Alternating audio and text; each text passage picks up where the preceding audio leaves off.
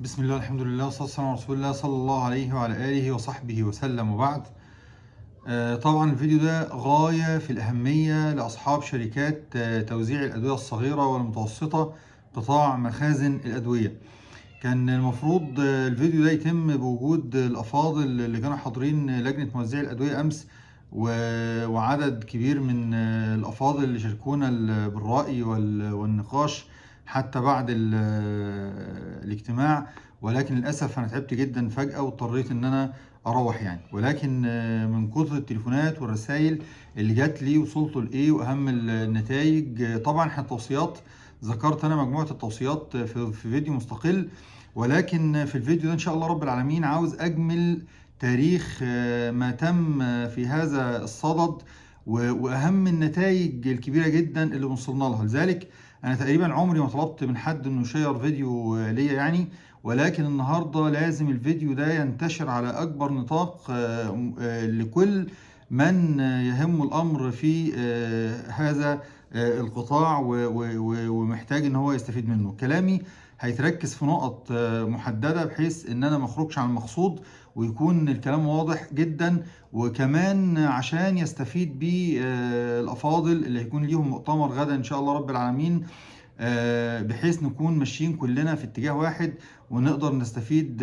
من جهودنا، والمجموع اللي بينتظر هذه الجهود حثيثا يقدر يستفيد منها وتكون إن شاء الله رب العالمين جهود مثمرة. هتكلم أولا نبذة عن تاريخ هذا القطاع والمراحل اللي مر بيها سريعا جدا، لأن ده أمر مهم جدا، لأن هتكتشف أمور في منتهى الأهمية. إن أغلب شركات توزيع الأدوية تاريخها حديث، اللي هي شركات توزيع الأدوية كبيرة جدا يعني. أبعد حد فيهم تقريبا في الشركات الحديثة أنشئ 1995 كما أشير الآن. فهنتكلم سريعا عن نبذة عن تاريخ هذا القطاع والمراحل اللي مر بيها. ثانيا المحاولات السابقة وأسباب فشلها بشكل سريع جدا. إن شاء الله الفيديو كله لن يتعدى، إن شاء الله نحاول ما يعديش ال10 دقائق، نقول كل اللي احنا عاوزينه يعني. ثالثا الجهود اللي تمت في الفترة القريبة السابقة من خلال التنسيق مع رئيس شعبة الأدوية في اتحاد الغرف التجارية الدكتور علي عوف، وله كل الشكر والتقدير على المجهود المبذول. رابعا هنقول ما تم في هذا الصدد من جلسة أمس، وما هو المطلوب من أصحاب شركات التوزيع الصغيرة والمتوسطة قطاع مخازن الأدوية الفترة القادمة. خامسا أهم المكاسب والنتائج في التوجيه لهذا الطريق الذي اخترناه بعد محاولات كتيرة جدا جدا جدا. سادسا بعض الخطط المستقبلية والإشارة لشركة يونيون ستورز، ودي شركة احنا كنا عملنا ليها جلسة وفيها تفاصيل، هنشير إلى هذا الأمر بشكل سريع جدا. طبعا القطاع يعني اولا حابب اقول ان القانون صدر اول ما صدر قانون المؤسسه الصيدليه او توزيع الادويه للوسطاء، تقريبا صدر سنه 1955، وحصل توقف بعض الامر، ثم تم استئنافه والتعديل عليه سنه 1983. هتفاجئ ان اول شركه ادويه زي ما قلت لك كانت فارما اوفرسيز، تم انشائها سنه 1995. شركه المتحده انشئت سنه 1996. شركه ابن سينا وهي تقريبا تعتبر من جمله الشركات اللي جت مؤخرا، واسست سنه 2001، وكان اسمها ابن سينا لابوريكس، واسست بالاتفاق مع شركه يورو فارما الفرنسيه. وتقريبا في اول عام ابن سينا كانت خسرت راس مالها تقريبا 90% من راس مالها خسرته، وكان راس مال ممكن تستغرب جدا لو سمعتوا الكلام ده. ان شاء الله رب العالمين هيكون لنا فيديو فيه نشوف بدايات الشركات وازاي العراقيل اللي كانت بتقابلهم، عشان ما تستصغرش حجمك، لان انا شفت كلام على الجروبات الناس بتقلل، لازال في ناس بيقللوا من حجمنا. من حيث التاريخ يبقى كل الناس متفقة في القانون، يعني كل اللي بيشتغل من القانون اللي هو 1983، وشركات التوزيع كلها بدأت تتحرك، ثم حصلت تعديلات عليه زي ما هقول بعد كده. ولكن في الفترة دي احنا طبعا كان حجم كان بنسمى هذا الامر بيسمونا التوصيف المهني المحروق، لان كان اعتماد الناس في الوقت دوت على الشغل على بوانص الشركات بشكل او باخر، او يعني البوانص بتحصل شركات للصيدليات، فيروح حد ياخدها ويبدا يشتغل عليها عشان تأمن الدولة هذا التحرك في تداول الدواء وتضمن سلامته ووصول المريض بشكل جيد، أسست القانون تداول الأدوية عن طريق المخازن، وبدأ الأمر ينتشر بهذا الوصف. وزي ما قلت المظلة القانونية اللي بيشتغل تحتها الجميع سواء احنا أو شركات توزيع الأدوية واحدة. الحجم طبعا كان صغير، ثم بدأ الحجم ده يزداد مع الوقت شيئا فشيئا. الشركات دي شركات توزيع الأدوية الصغيرة أو المتوسطة أو المخازن بدأت تكبر، كان مساحتها بيتراوح بين 40 متر و60 متر و70 متر، وإلى الآن في أماكن هذا الأمر، والكلام ده هنشير إليه الأول. بدأ الناس شركات التوزيع الكبيرة زي المتحدة وابن سينا تشتغل مع الناس دي، ولكن كان في منهم شركات ما بيكودهاش، حتى حصلت قضية التكويد الشهيرة، الأكواد اللي كانت موجودة على الأجهزة وكانت غير حقيقية، وكانت البضاعة بتخرج فيها المخازن، وكان عملت ضجة جامدة جدا في 2008.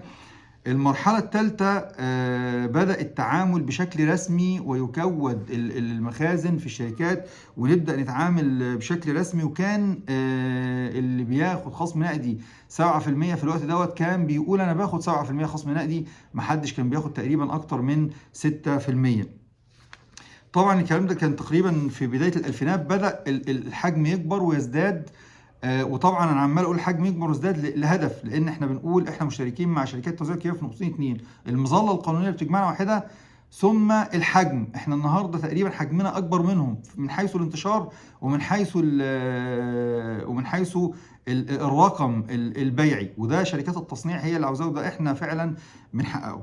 لما بدأ تستشعر شركات التوزيع الكبيرة زيادة الحجم، لأن هذا القطاع بدأ يدخل في مزاحمة مع شركات التصنيع وياخد بالفعل بعض وكالات من الأصناف، وفي ناس أسمائها معروفة جدا سواء في المنوفية أو هنا في القاهرة بدأت تخش في ديلات رسمية وتاخد أصناف حصرية من الشركات بشكل رسمي.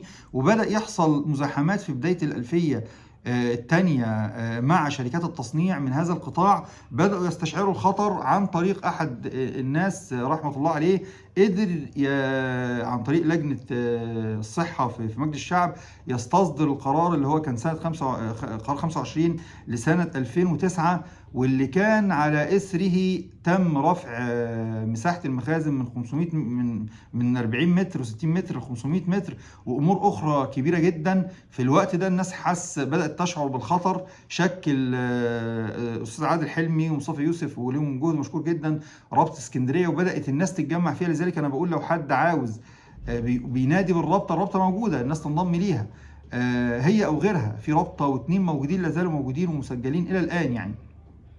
ولكن أنا بقول سريعا التاريخ عشان ما نخرجش من السياق، فبنقول بدأوا يتحركوا، فعلا تم رفع قضية على هذا القرار وتم تعديل فيه بنود كتيرة جدا، منها ان الناس اللي اوضاعها كده ما تعدلش، ولكن اللي يرخص على القوانين الجديدة. هنا بدأ المخازن صوتها يعلى ويعلى، او شركات توزيع الأدوية الصغيرة صوتها يعلى جدا. في نهاية 2016 ومع ظهور السلاسل وحرق السلاسل بدأ يظهر الحجم الكبير جدا لشركات توزيع الأدوية الصغيرة، وبدأت تظهر حجمها الرهيب في الانتشار الجغرافي واستلام أدوية بأحجام كبيرة جدا جدا. وبدأ الكلام ده يظهر بشكل جيد جدا للمصانع وأيضا لمتخذي القرار في الدواء. فبدأ الأمر يتغير 360 درجة، بعد ما كان القرار في اتجاه إن الناس دي لازم تقفل، او الناس دي لازم مش بس تقنن اوضاعها نقفلها، او كان كل المناقشات بتدور في هذا الصدد،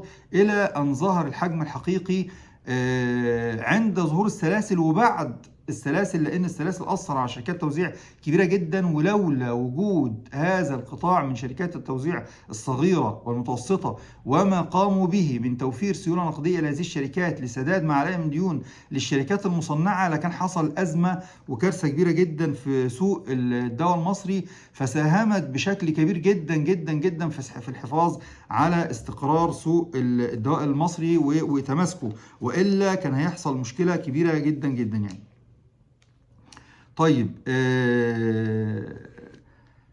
احنا النهارده بعد هذه التحركات عاوزين نقول، الاستاذ ابراهيم نجدي امبارح في الاجتماع قال كلمه مهمه جدا، قال احنا مشكلتنا ان احنا مهملين.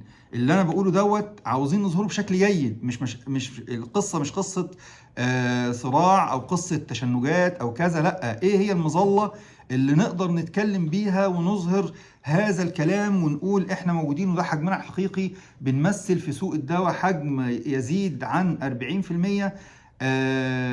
كمان قدرنا نعمل استقرار كبير جدا في سوق الدواء، منتشرين بشكل كبير جدا في المحافظات. الكلام ده انا ذكرته في التوصيات امس ومش عاوز اعيده تاني عشان الوقت. طيب احنا عملنا ايه امبارح في اللجنه، لجنه موزعي الادويه؟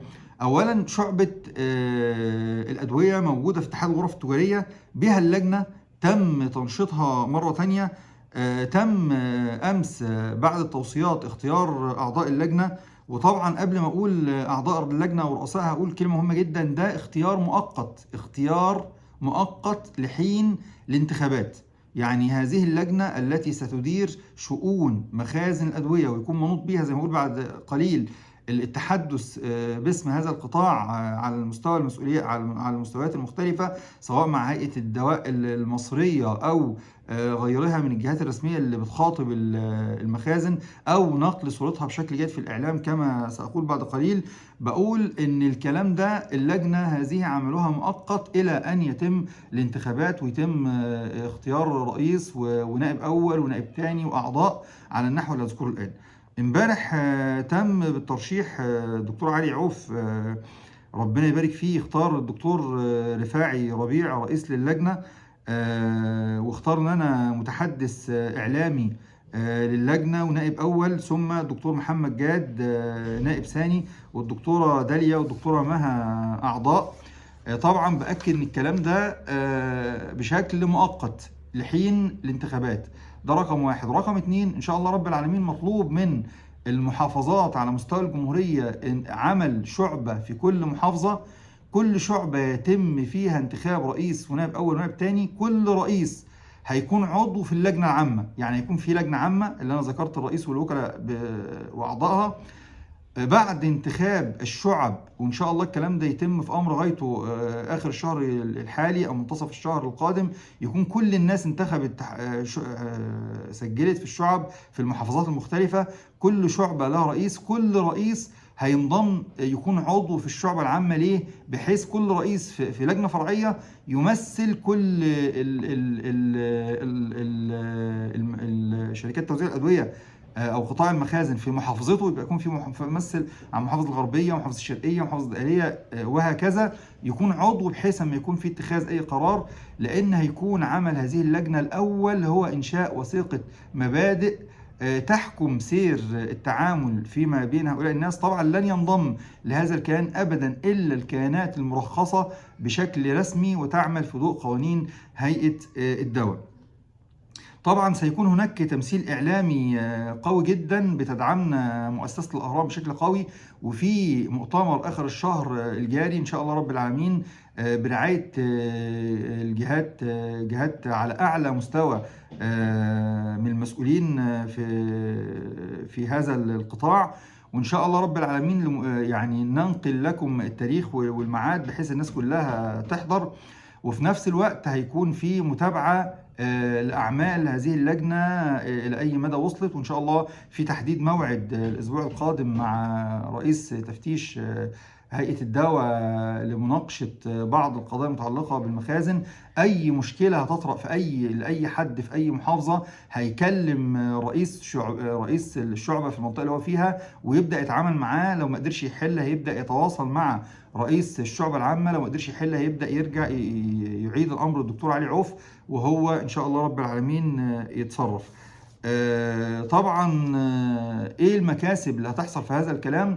قلت بعض المكاسب وأكد عليها النهاردة. أولا، لأول مرة في تاريخ هذا القطاع هيكون مجموع تحت مظلة واحدة تقدر تخاطب الجهات المختلفة، تعبر عن آرائه وتعبر عن وجوده وتعبر عن مطالبه كعنصر فاعل وتظل باقي الشركات مظلة قانونية واحدة. ومن ناحية الأرقام والانتشار هو يحقق أرقام انتشارا أعلى منها. فطبعا لأول مرة في تاريخ هذا القطاع يكون تظل مظلة واحدة. وطبعا لأن الناس بتنادي عاوزين الشركة بقول لك، هل يعني الناس لو تتخيل يعني ايه يكون معاك داتا لهذا الحجم من المخازن، ان انت اي مصنع من المصانع تقول له اللجنة دي هتتفاوض معاك بأي وصف، ثم إن هي قادرة على نشر هذا الكلام بشكل في تنسيق فيما بينها، وتقدر تحقق الانتشار الكبير جدا وتوفير السيولة النقدية على نحو لم يكن من قبل. هذا الأمر طبعا في منتهى الأهمية والخطورة. في أمور في هذا في الكلام ده، يعني الناس بتسبق الأحداث، بس نأسس الكيان القانوني ونمشي في ضوءه. مجرد وجود داتا موثقة موحدة على مستوى الجمهورية بهذا الوصف المشار إليه فيها مكاسب اقتصادية لا حصر لها. ده مش وقت الحديث بيها، مش عاوز أسبق الأحداث، والأمور دي يعد لها ويخطط لها بشكل على أعلى مستوى من الناحية الإعلامية والتسويقية والقانونية، وإن شاء الله رب العالمين يكون فيها ما يسر الجميع.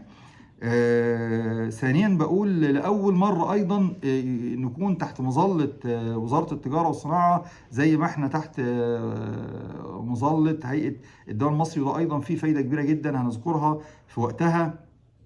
طبعا من دور هذه اللجنة الوقوف بجوار أي كيان متضرر في أي محافظة في الجمهورية بالتنسيق مع اللجان الفرعية في شعب اتحاد الغرف التجارية في المحافظات.